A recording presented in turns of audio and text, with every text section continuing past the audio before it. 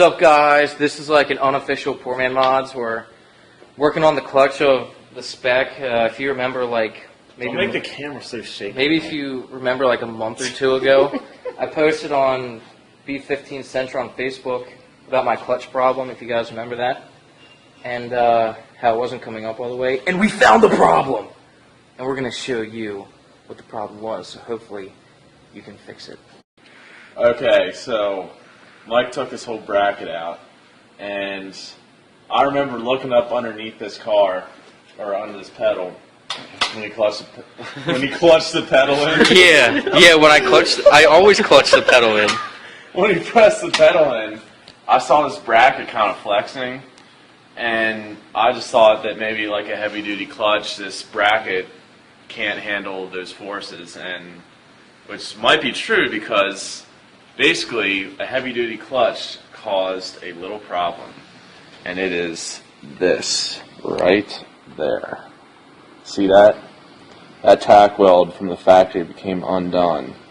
So what we have to do is get some degreaser because it's a little greasy. Just get all the grease off, tack it back, and just as preventive maintenance, I'm going to tack all these other little tabs all over this bracket, just so we don't have to take this thing out again and waste some of my time, because I should be working on 66 right now. Or instead of working on that, we could be finishing that. Because as everybody knows, we hate doing repairs. We like to build instead of repair. Modify, build, customize. This is repair. This isn't building. That's bullshit. Yeah, this is bullshit. Like, screw this. How many repairs did you have to do on that? Endless. It's still repairing. Jesus. Alright, so let's repair this thing. Okay, so we need some degreaser. Just shoot the whole thing in degreaser. I'll probably do this whole bracket in welds just to make it a lot stronger. Breaking news from Poor Man Mods. We found another thing wrong with it. Okay, we were looking at this again, and I thought it was just this tab, but yeah, you see right here, that crack. That's... Mike, do you even remember hearing a loud, like, crack? No, but I guess that's what happens when you put in a heavy-duty clutch and a beast motherfucker like me with those awesome legs down there. For football. Because I just fucking... Yeah, we're going to have to do some serious welding on that. You're being too vulgar, man. Do you have... Viewers of Poor Man Mods do not like that. Do you have any clamps or anything? I got my butt. Because we're going to have to hold that. What I'm going to have to do is... Ooh, yeah.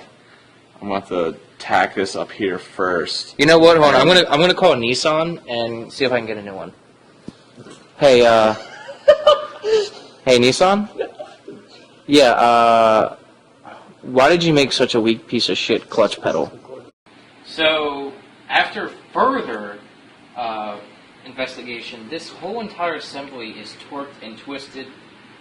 Because I don't even know how long this has been broken. It's at least a year-old problem, and between how much I use the car and how strong I push down on it because the pressure plate is so heavy, it's pretty messed up. So we put this in a vise and really hardly, like a lot of strength, moved this down and forward and got it lined up as best as we could to this tab. And Mark's going to try to put it back in place. Mm-hmm. So after a bunch of seam welding on this whole bracket, I think I got most of the pieces on here pretty much anchored. From the factory, you can see where spot welds are. They're just little spot welds just holding basically metal tabs together. They don't really do a good job. I'm sure with a factory clutch and a little, like, small Japanese guy, it can pretty much handle the abuse, but with a heavy-duty clutch and with Mike's big leg muscles, this thing was not able to hold up against any kind of forces. So we did a bunch of welding all over the place. Like right here, that torn piece of metal, I totally went over that. Hopefully that isn't going to come undone. All over this piece. Basically, there's three main parts to this bracket. This backing plate, this main hoop right here, it's basically folded into a U, and then this piece right here. and I went over the whole seam of those two junctions here and here and went all over the thing. And I think that this thing's going to hold up pretty good. I made this thing a lot stronger now. Ideally, this steel should be a little bit thicker, but it should hold up. Or at least more welds. Yeah. Well, there isn't really much I can do. Like, I pretty much welded all I could. Well, I mean, like you said, it should be thicker from the factory, Yeah. or it should have a little bit Yeah, more a lot welds. more spot welds from the factory. So, but Nissan makes good stuff, so I'm sure they corrected the problem, hopefully. This is the very first problem I've had with this car that I did not directly cause. Like the dent in your roof? Like the dent in the roof, doing a part and either leaving a bolt loose or breaking something or making something break. Like, those are all my faults, but this, I guess if you want to say that I was too strong and I put the heavy pressure plate in, that was my fault. It's basically like Right. two football players playing tug of war with a piece of yarn. Like, there's a heavy-duty racing clutch and Mike's big leg muscles, and this little tiny piece of yarn isn't going to hold up, so we have to reinforce it. So would you say that for guys with this car upgrading their clutch, they should do this as preventive maintenance? Definitely. If you have a welder, go ahead and do it. If not, go ahead and try to find a shop and just tell them what's up and say, hey, I need all of these spot welds reinforced because just watch this video here. This is what happened. And definitely. Here. I would like to try experiment and get some thick steel and make my own version of this, and it would be able to hold up against anything. But Yeah. It'd be able to hold up against a Stage 8000 clutch Yeah. and the Hawk. Yeah. So you're probably wondering how long it took to get this out. It probably looks pretty complicated, and it actually was not complicated at all. I was very surprised how easily I got it out. There's 3 bolts, these 2 and this one. So it's in the car like that.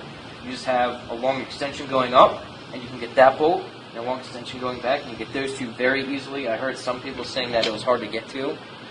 I really had no issue at all. But I did take my seat out. That helps a lot. It helps out a lot, but you don't need to. But it did help, and that took maybe 2 minutes. It's Yeah. 4 bolts and 2 clips.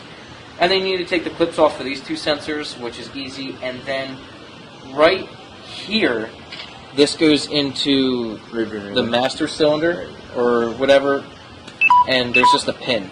So the pin just comes right out. It probably takes 5 minutes to get this thing out. It's really not hard. And then just have someone weld it. I have the Jim Wolf technology clutch. They don't say what stage it is, 2, 3, 4, 8,000. I don't know. But if you're getting an upgraded clutch with a heavy pressure plate... I'd say, like, I have a stage 2 clutch in my car. I think it's a stage 2. Okay. Well, in either case, if you're getting a heavier pressure plate, you should do this so you don't run into problems down the road. So, hopefully this helps you guys out. Hopefully it helps me out when I get this back in. And hopefully you learned something, because I learned something. Mm-hmm. John? This is the first time that I can ever recall that this car is broken and the Mustang isn't. Yeah. Dude, you don't even want to get me started on taking that out in the Mustang. It is a nightmare. And look what we got going on over there. That's the 5-speed swap going on. Oh, yeah. In this super industrial, grungy, death garage. Yeah. I'm pretty sure Mike Myers is hiding over there. He's over there. Yeah, he's stalking us down. He's going to have us for dinner. Mike Myers. Wonder who he'd like best. Me, because I got more fat on me and he can fry me and make me like bacon. Oh, yeah. Some Mike bacon.